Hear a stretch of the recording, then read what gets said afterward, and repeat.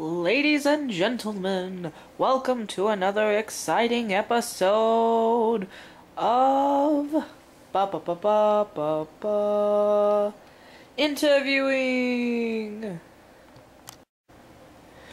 Let's start with the basics. The basics include two roles: the interviewer and the interviewee. Let's start with the interviewer. As you can see, the interviewer should be calm, cool, and collected.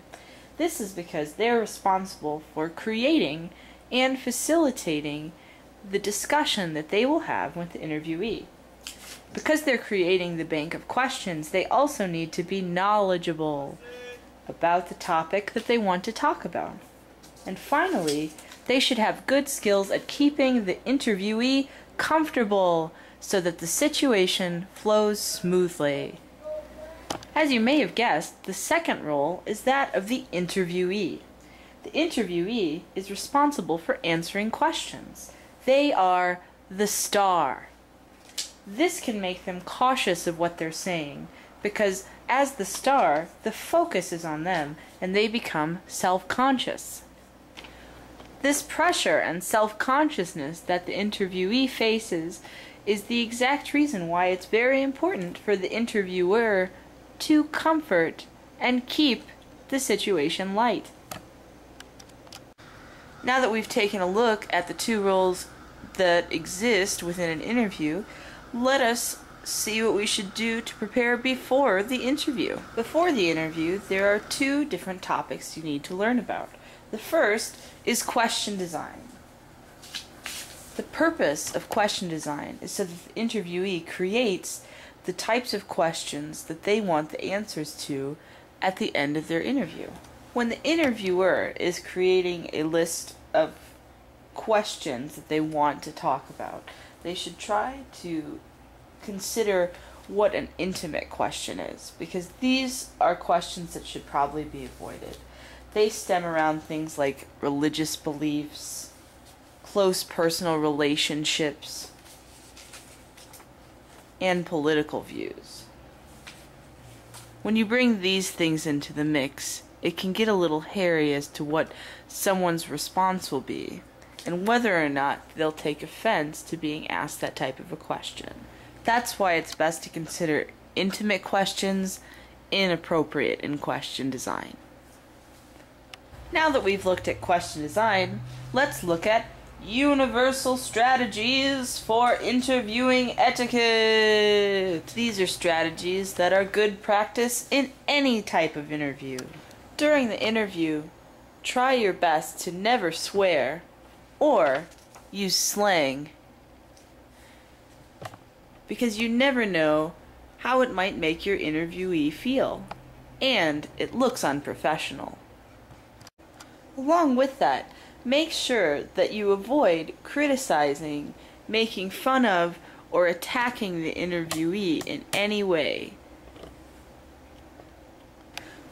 Doing these things to the interviewee is not the purpose of the interview and will obviously make them uncomfortable. Another part of interviewing etiquette is considering to never ask an interviewee about their age.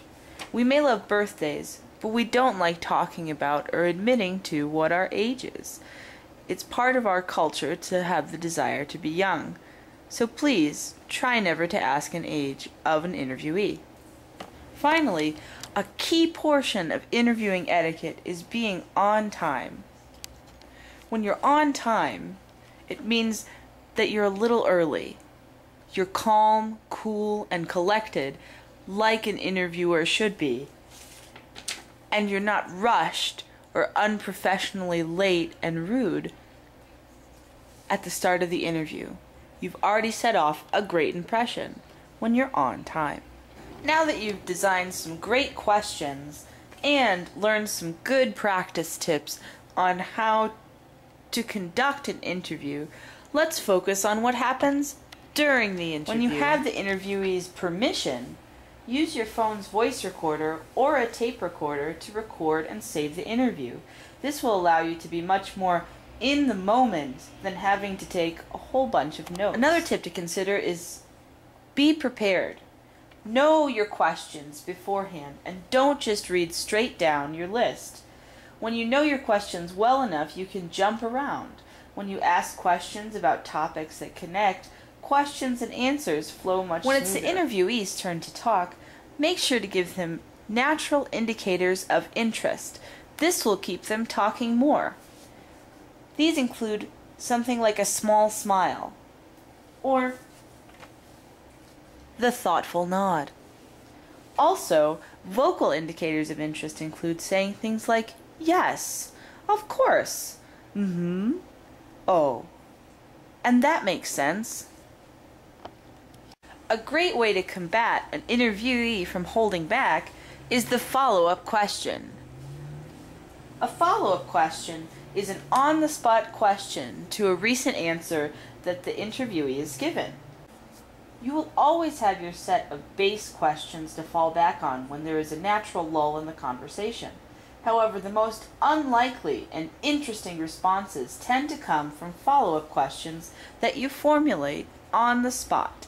Another great point to consider is that unless you're in agreement with the interviewee, don't outwardly state your opinions. Nothing can chill a room quicker than a disagreement between an interviewer and an interviewee. Interviews are supposed to be friendly, informational, and non-threatening to both parties. Unless you know them personally, never argue with your interviewee. You never know who they know. Also, remember the interviewee is the star. This means that they've come out of their way to do something to help you by being interviewed. So make sure that you treat them with respect. While we're on the subject of respect, when the interview's over, make sure to say thank you in some form, be that a handwritten note, a nice email, or even a telephone call. All of these are indicators that you really appreciated what the interviewee did for you. This concludes our episode on interviewing. Have a wonderful day!